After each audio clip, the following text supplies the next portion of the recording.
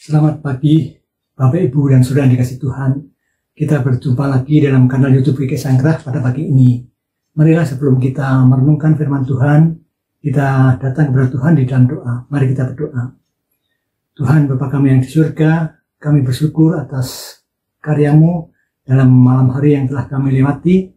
Pagi hari ini Tuhan memberikan kami sukacita, kami boleh bangun untuk dapat melakukan aktivitas kami. Kami hendak meneruskannya, Tuhan kiranya akan menolong kami.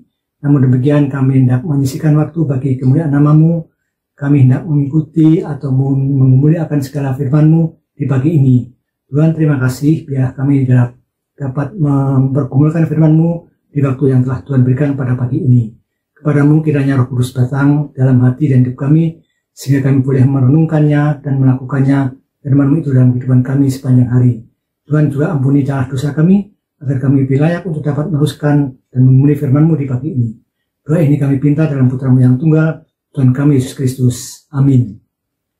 Firman Tuhan pada pagi ini akan kita renungkan dari surat Galatia 5 ayat 25. Galatia 5 ayat 25 yang demikian firman Tuhan.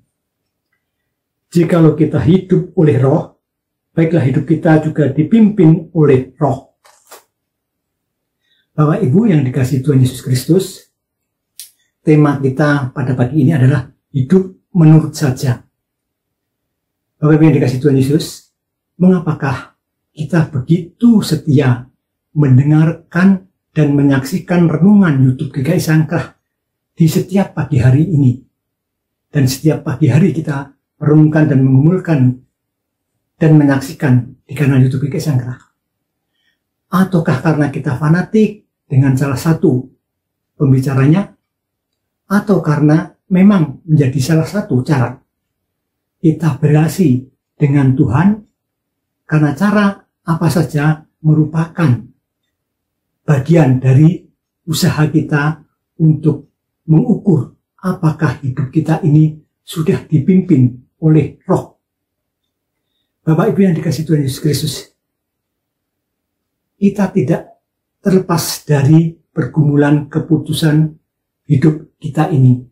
Nats kita pagi ini pun memberikan pilihan bagi kita untuk hidup menurut daging atau hidup menurut roh. Pemahaman dengan roh jelas menggambarkan bahwa daging adalah keinginan diri, seperti sebagaimana manusia dengan kecenderungannya untuk memuaskan segala keinginan yang terkandung, yang kadangkala juga tidak seturut dengan kehendak Tuhan. Namun hidup menurut roh tergambar jelas di dalam keikatan kita, di dalam kehidupan kita memutuskan hidup yang selalu harus dipenuhi dengan kebaikan yang berasal dari Allah. Buah-buah roh menjadi simbol yang berguna dan begitu erat di dalam kehidupan kita setiap saat. Kasih, sukacita, damai sejahtera, kemurahan hati, kelemah lembutan, kesetiaan, dan penguasaan diri. Namun apakah salah satunya saja itu sudah ada dan benar-benar mampu menguasai kehidupan kita setiap saat dan di dalam kondisi apapun yang selalu kita alami? Saudara yang dikasihi Tuhan, tidak sulit bagi kita untuk mengambil keputusan hidup saat kita menurut saja.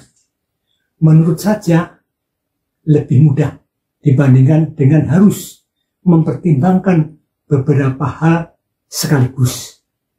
Namun persoalannya adalah apa yang menjadi patokan, apa yang menjadi ukuran untuk kita menurut saja, hidup menurut saja dengan keinginan diri sendiri sebagai manusia, atau hidup menurut saja dengan tuntunan roh. Ya, tentu kita akan cepat menjawabnya hidup menurut dengan roh. Bagaimanakah kita mampu hidup menurut dengan roh jikalau kita tidak mengenal roh itu sendiri? Saudara, dari manakah adanya roh agar kita bisa menjadi bagian tubuh yang menguasai hidup kita? Ya, firman Tuhan yang kita dengar dan saksikan melalui kanal YouTube GKI Sangrah tiap pagi hari ini dan setiap pagi, dan yang kita selalu membaca firman-Nya setiap hari, yaitu firman Tuhan ini adalah salah satu bagaimana cara kita berrelasi, cara kita hidup untuk menurut saja dengan Roh Kudus, bukan menurut saja dengan kehendak kita sendiri.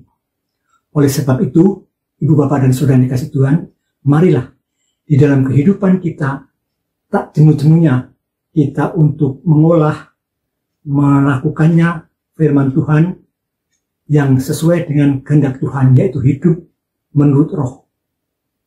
Dan banyak cara untuk kita memutuskan atau melakukannya hidup kita menurut saja dengan Roh Kudus.